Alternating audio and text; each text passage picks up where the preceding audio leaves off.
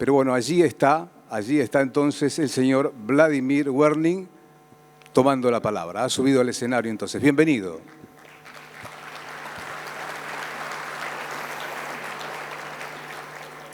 Bueno, muchas gracias. Buenos días a todos. Pensaba que llegaba tarde y iba a abrir comentándoles que venía más lento que la inflación de mayo. Pero bueno, se ve que los paneles anteriores de política eran muy nutridos, había mucho que charlar, así que al final no llegué tarde. Pero agradezco primero que nada a los organizadores del IAEF por una nueva invitación al Banco Central para participar en este congreso.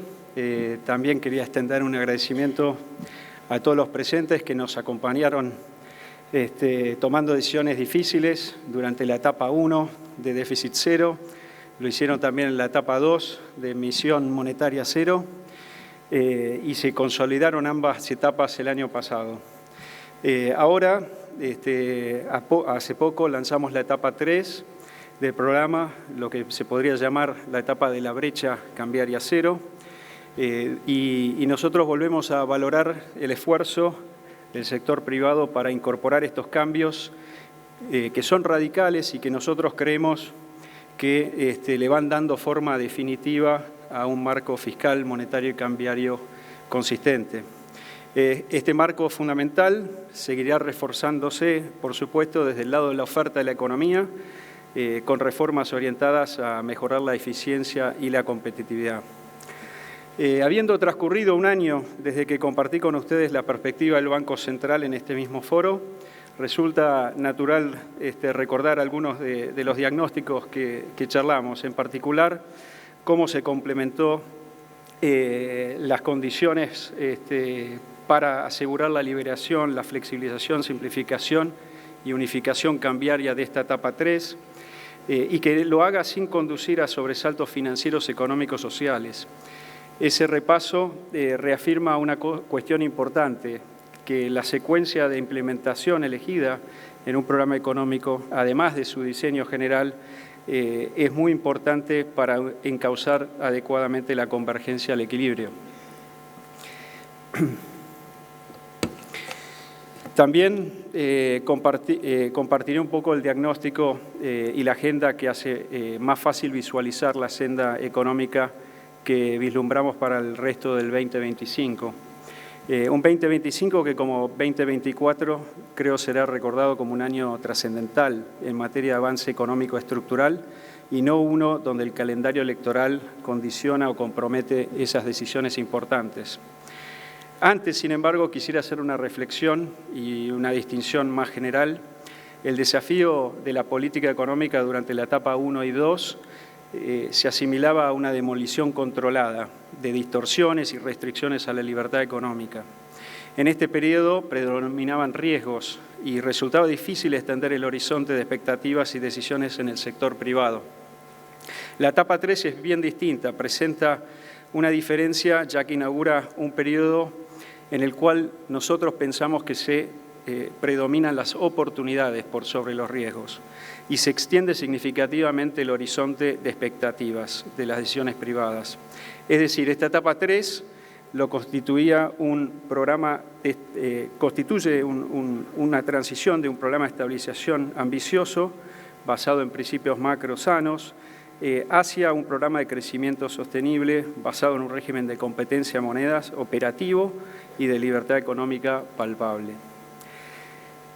Como primer punto, es importante pensar en el tema del balance central. El año pasado hablamos sobre los pasivos. En esta ocasión, creo que el foco nuestro al lanzamiento de esta etapa 3 ha sido dirigido a los activos líquidos, una necesidad de recomposición para poder levantar el cepo. El año pasado, en este foro, me acuerdo que hablando del uso y el abuso de los pasivos remunerados, las LEVACs, las LELICs y los PASES, reconocíamos que la creación de esos instrumentos después del colapso de la convertibilidad se orientó a recuperar una herramienta útil para la política monetaria. Pero su abuso posterior nos obligó a emitir un certificado de función, de esos pasivos en 2024.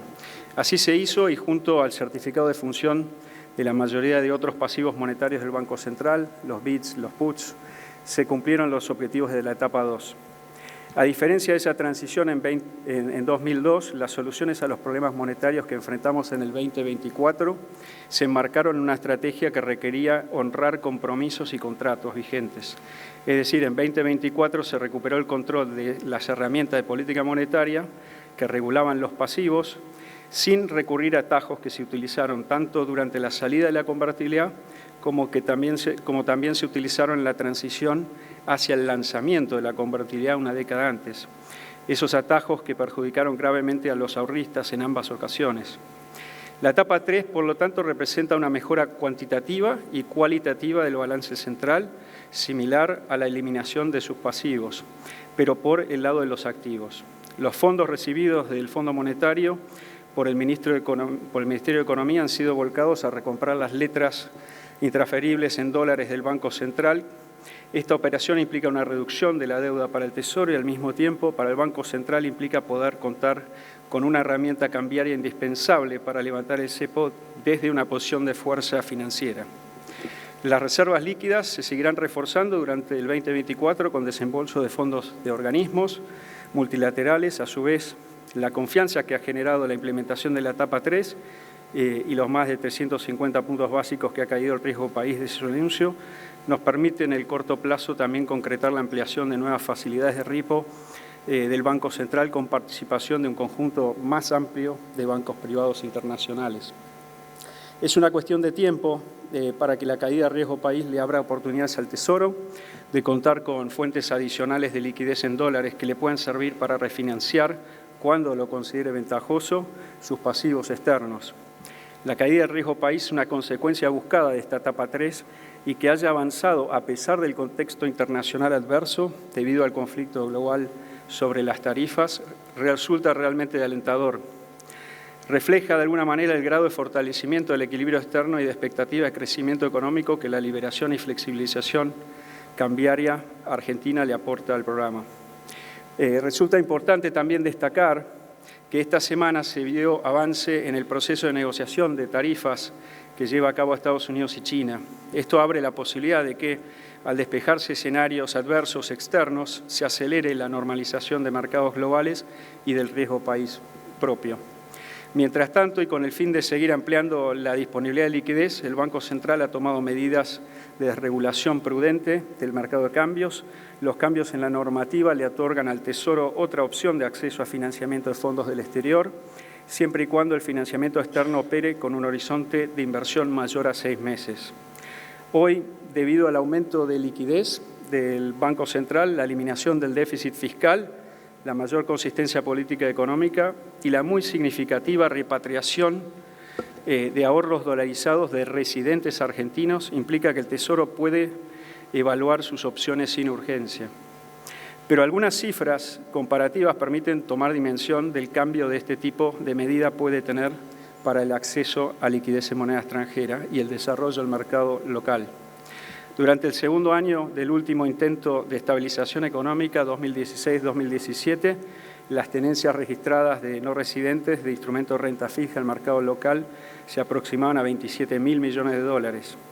Hoy la posición técnica del mercado es infinitamente superior y esas tenencias no superan los 2.000 millones. A pesar de estos datos, durante meses proliferaron críticas sobre el deslizamiento cambiario, que duró hasta abril, bajo la presunción de que se promovía una vulnerabilidad del programa económico a través de un carry trade que no existió. Entonces, levantar el cepo no solo abre las oportunidades de acceder a liquidez, sino que también sostiene el crecimiento y promueve el equilibrio externo. En esta materia, la ausencia del déficit fiscal aumentará la oferta de dólares líquidos disponibles para el sector privado. Esto no solo fortalece la balanza de pagos en el corto plazo, también es un factor que permitirá el avance del proceso de inversión privada y a la par de la apertura comercial vemos que permitirá bajar costos, elevar productividad y ampliar capacidad exportadora a mediano plazo. La economía no crece sostenidamente desde el 2011 y no por casualidad desde ese año vivimos la mayor parte del tiempo con cepo cambiario. Habiendo absorbido el sobrante de pesos, levantar las restricciones a la salida de capitales equivale a eliminar una barrera a la entrada de capitales. El inicio de esta etapa 3 constituye así un impulso adicional a la recuperación en vísperas de que el nivel de actividad económica ya está próximo a su techo histórico marcado en el 2017. La flexibilidad cambiaria nos ofrece la perspectiva de un ciclo de crecimiento sin desequilibrios externos relevantes, no por una virtud exclusivamente inherente al régimen de flotación entre bandas, sino porque la flexibilidad se combina con un sesgo restrictivo de la política fiscal y un sesgo restrictivo en la política monetaria.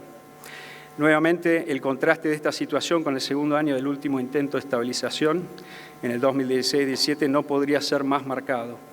En ese entonces, con déficit fiscal, la economía crecía apenas menos de 2% en 12 meses, pero acarreaba un déficit de cuenta corriente por encima del 4% en base de vengado. Hoy la economía está expandiéndose en el margen a cerca de 6,5%, mientras que los analistas de mercado esperan que el déficit de cuenta corriente no exceda el 1% del PBI. Como suele decir el ministro Caputo, la Argentina nunca vio un programa económico de estabilización semejante. Las comparaciones no resultan relevantes.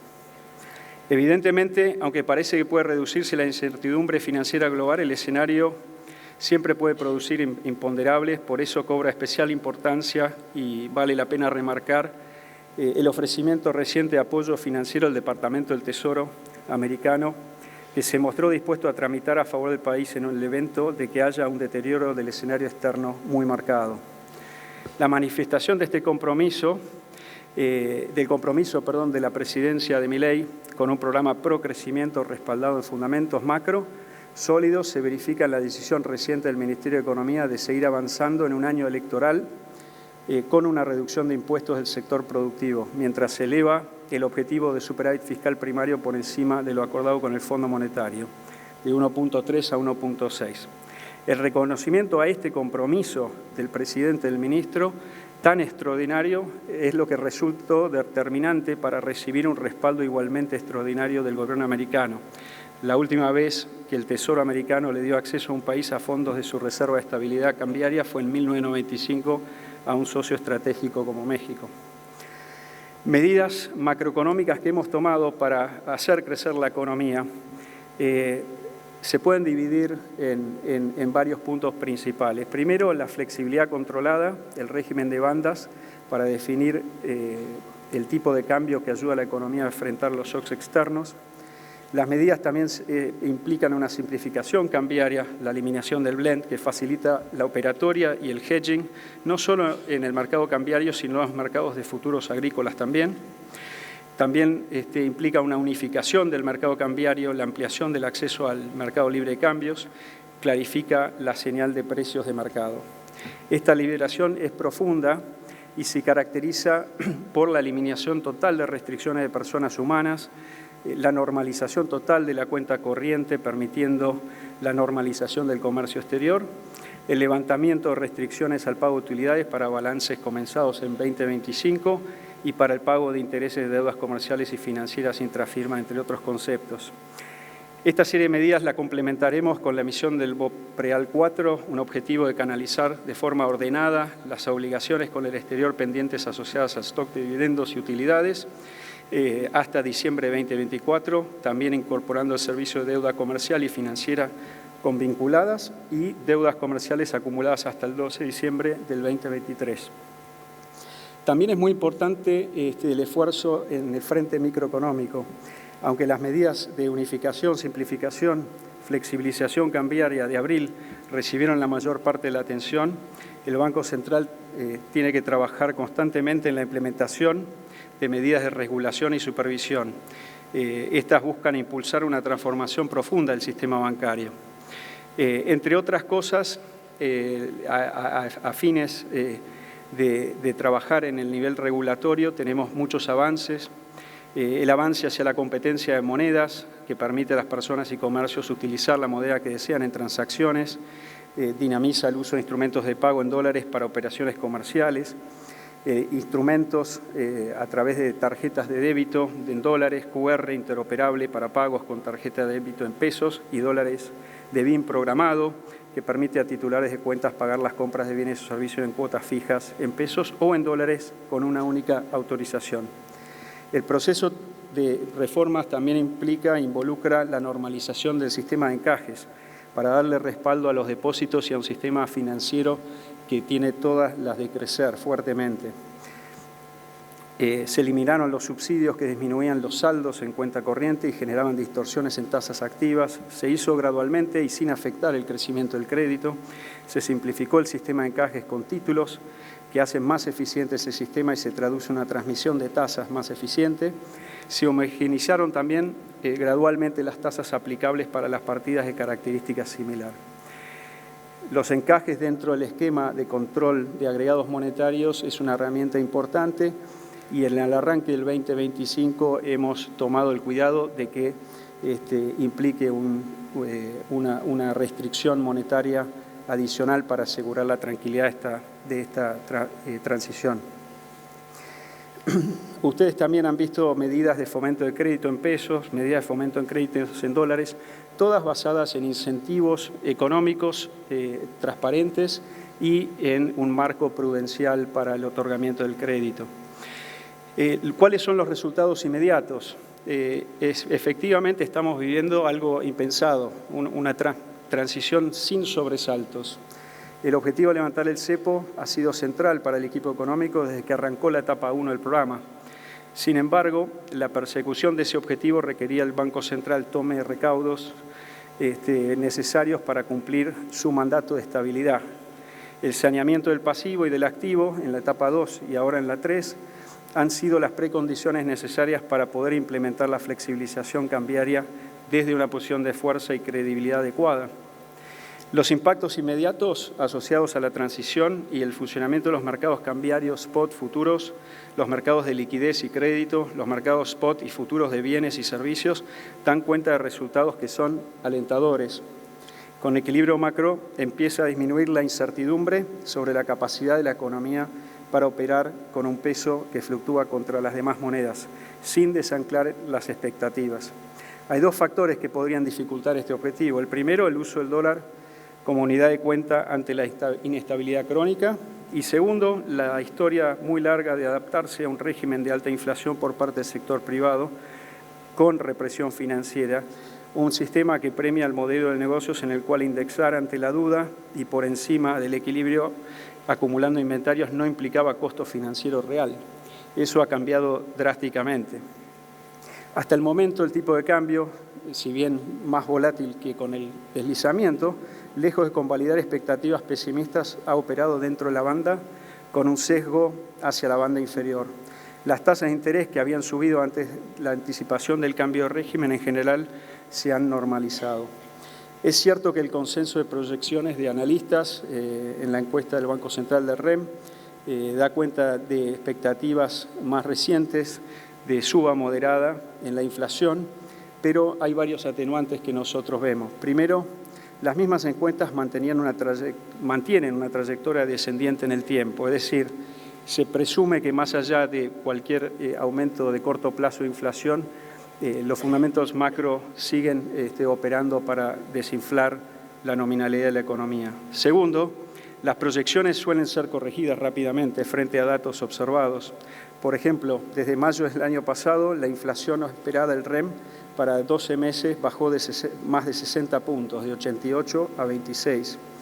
Esto es probable que vuelva a suceder en vista de varias cuestiones. Los datos que corroboran un bajo pass-through, esencialmente podemos notar que vimos los datos de Cava para abril de inflación minorista, lejos de acelerar con respecto a marzo, el 3,2 se desaceleró en abril, 2,5.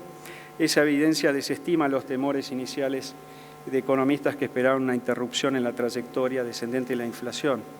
Adicionalmente, los indicadores de alta frecuencia de precios de las primeras semanas de mayo que monitorea el Banco Central y también las consultoras económicas sugieren que la tendencia a la baja de inflación de abril se refuerza en mayo. Tercero, el mercado financiero que ajusta sus expectativas todos los días en vez de una vez por mes ha retrotraído las medidas implícitas de inflación futura priceadas en los bonos, los break-evens, a niveles similares previos al anuncio cambiario. En definitiva, el nuevo régimen muestra evidencia de promover incentivos para determinación de precios que reflejan condiciones de oferta y demanda específicas a cada mercado. Esas condiciones pueden generar subas de algunos precios y bajas de otros, pero la posición fiscal y monetaria restrictiva que determina el equilibrio macroeconómico no convalida un aumento generalizado de precios. Por el contrario, el costo financiero positivo en términos reales premia el pricing eficiente y el manejo eficiente de flujos de negocios. ¿Qué desafíos se nos presentan hacia adelante? Dentro del contexto que se muestra generalmente favorable para las perspectivas del 2025, el directorio del Banco Central anticipa algunos desafíos de orden operativo, otros regulatorios y otros comunicacionales que tienen que ser resueltos para continuar perfeccionando el marco monetario cambiario. En relación a la política monetaria, luego de enfocar los esfuerzos en eliminar el excedente monetario a lo largo de etapa 1 y 2, hoy el Banco Central ha logrado un control estricto de la cantidad de pesos en la economía.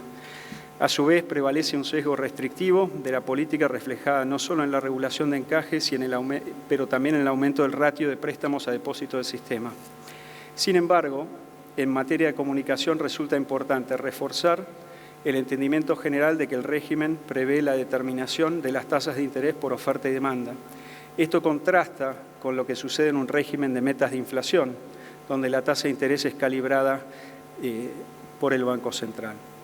También debemos reconocer la virtud del proceso de remonetización basado en el impulso del crecimiento económico y la recomposición de la demanda de dinero, siempre y cuando la trayectoria de esta última no atente contra la continuidad del proceso de reducción de la inflación. Y esto es gran diferencia contra el año pasado, donde el énfasis de la comunicación era en achicar la liquidez. En relación a la política cambiaria, el Banco Central en lo inmediato no está comprando dólares y solo lo hará cuando el tipo de cambio converja hacia la banda inferior, aunque está facultado para hacerlo dentro de la banda. Esto persigue un doble propósito muy importante para la transición. Primero, afianzar la credibilidad de los valores que definen las bandas cambiarias al inicio del nuevo régimen. Segundo, permitir un proceso transparente de descubrimiento de precios en el mercado de bienes post-flotación del peso. En relación al desarrollo del sistema de pagos, el Banco Central seguirá promoviendo competencia e interoperabilidad de la infraestructura de los medios de pagos tradicionales y billeteras virtuales. Y finalmente, en relación a la supervisión e intermediación bancaria, el Banco Central continuará promoviendo mejoras en la operatoria y convenciones de mercado para incentivar mayor previsibilidad y eficiencia en la integración de distintos ámbitos de intermediación financiera. Se eliminarán distorsiones de la normativa propia, como las que podrían sugerir superposiciones de exigencias de liquidez domésticas e internacionales. Se seguirá colaborando también en ámbitos profesionales de debate en identificar distorsiones que afectan la transparencia y competitividad del sistema financiero. En relación a esta última, resulta evidente destacar un muy elevado nivel de tasas de ingresos brutos provinciales y tasas municipales aplicadas al sistema financiero. La tasa promedio de ingresos brutos del 8% aplicada al sistema financiero duplica la tasa de 4% aplicable al siguiente sector económico con la carga tributaria más elevada. Esta circunstancia probablemente refleja la baja visibilidad que tiene la incidencia de este impuesto sobre el costo que enfrenta el usuario del sistema financiero para los ahorristas y los sujetos de crédito. Y también el menor esfuerzo para el fisco provincial de fiscalizar su cobro.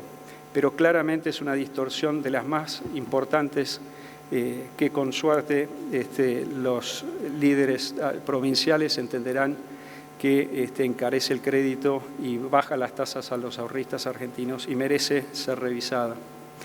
En relación al giro, quiero terminar, al giro de balance de riesgo de la coyuntura, nosotros enfrentamos grandes incertidumbres cuando arrancamos la etapa 3, el levantamiento del cepo y la flexibilización cambiaria con el respaldo de liquidez y disponibilidad plena de activos, sí está permitiendo acelerar una transición que perfecciona el marco macroeconómico.